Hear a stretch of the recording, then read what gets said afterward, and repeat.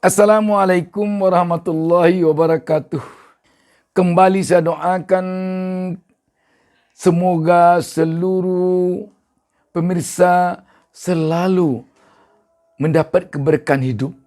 Sahabat BN, memang kita akui bahwa salah satu pedoman bagi kita selama ini dalam melihat kekuatan tokoh-tokoh atau kandidat atau calon-calon yang akan maju ataupun yang sedang bertarung dalam kontestasi politik, salah satunya adalah hasil survei yang dilakukan oleh lembaga-lembaga survei.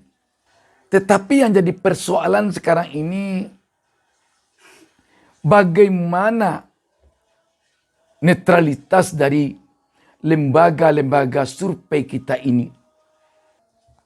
Semenjak Pilpres 2019, kita melihat telah ada semacam pergeseran dari tingkat kepercayaan publik kepada lembaga-lembaga survei ini. Kenapa demikian?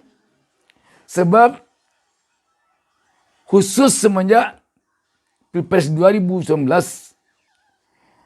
ada tampak terkesan di tengah-tengah masyarakat bahwa lembaga-lembaga survei ini ada di antaranya yang seakan-akan tidak netral lagi. Atau bisa jadi dikatakan dia telah nyaris memposisikan diri berada pada satu pihak calon atau satu partai atau satu kelompok masyarakat. Artinya tidak murni lagi mereka netral. Padahal kita tahu lahirnya lembaga-lembaga survei ini pada umumnya adalah dari akademisi, dari lembaga perguruan tinggi. Yang kita tahu itu tadi adalah tempatnya orang-orang idealis, tempatnya orang-orang netral, tempatnya orang-orang rasional yang tidak terpengaruh oleh partai, yang tidak bisa dipengaruhi oleh tekanan atau tarikan politik praktis. Tetapi sekali lagi, semenjak tahun 2019 sampai sekarang ini, ada kesan adanya lembaga-lembaga survei ini yang tidak lagi mencerminkan rasionalitasnya, netralitasnya, dan kualitasnya seperti akademisi. Dan malah tidak dapat kita menutup mata, publik mungkin ada yang mengesankan lembaga survei ini seperti partisan, malah seperti tim sukses,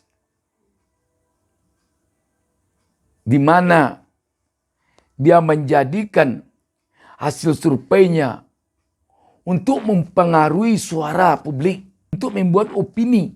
Artinya, kendati pun seorang tokoh, seorang calon, hasil surveinya sangat rendah di bawah dari calon yang lain. Tetapi karena dia berada di posisi itu yang dia tinggikan. Dia rendahkan yang sebenarnya dari hasil surveinya itu yang tinggi. Gunanya bagi dia untuk membuat opini publik. Apa kelihatannya yang membuat lembaga-lembaga survei kita ini seperti itu? Kalau kita perhatikan, setidaknya ada 3 hal yang membuat mereka demikian. Yang pertama, persoalan uang. Ketika ada yang membayar surveinya, maka lembaga survei itu berpihaklah kepada orang yang membayar. Yang kedua, karena jabatan. Ketika dia berada pada satu partai, ada kalanya dia di dalam melakukan survei tidak lagi netral, tetapi sudah berpihak kepada partai tersebut. Yang ketiga, karena tekanan politik. Ketika ada yang menekannya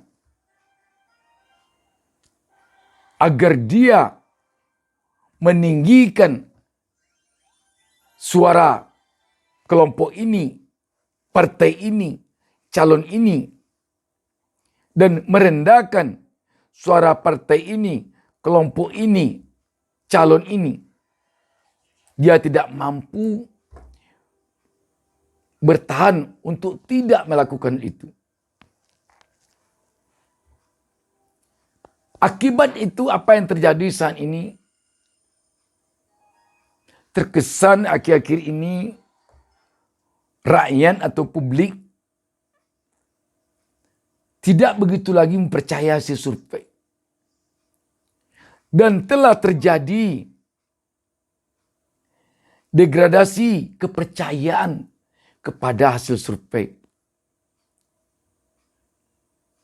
Kalau sudah demikian, maka kita tentu prihatin terhadap lembaga survei kita yang notabene-nya adalah lahir dari akademisi. Ketika akademisi tidak lagi dipercaya oleh publik gara-gara dia tidak mampu bersikap netral, tentu itu hal yang sangat memprihatinkan bagi kita. Karena itu kita melihat ada beberapa hal mungkin yang perlu dilakukan oleh lembaga-lembaga survei ini. Antara lain, tentu sebaiknya lembaga survei ini ada punya ketentuan yang tegas. Apakah dalam bentuk organisasi atau asosiasi dari lembaga-lembaga survei yang ada, bahwa apabila dia tidak netral, dia harus menerima sanksi. Apakah diumumkan ke publik bahwa lembaga survei bersangkutan tidak layak dipercaya. Atau bisa jadi dipecat dia, dicabut keanggotaannya.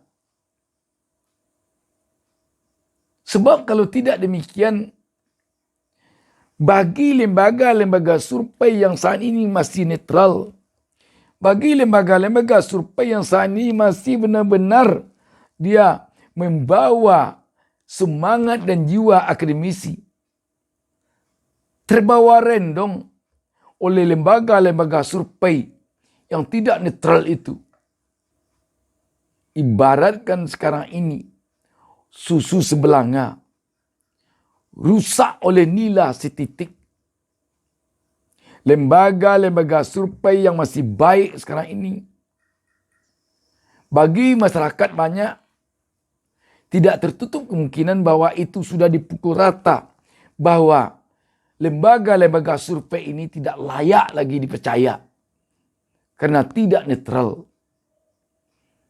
Kalau demikian, tentu yang rugi di samping pihak akademisi juga rakyat secara keseluruhan.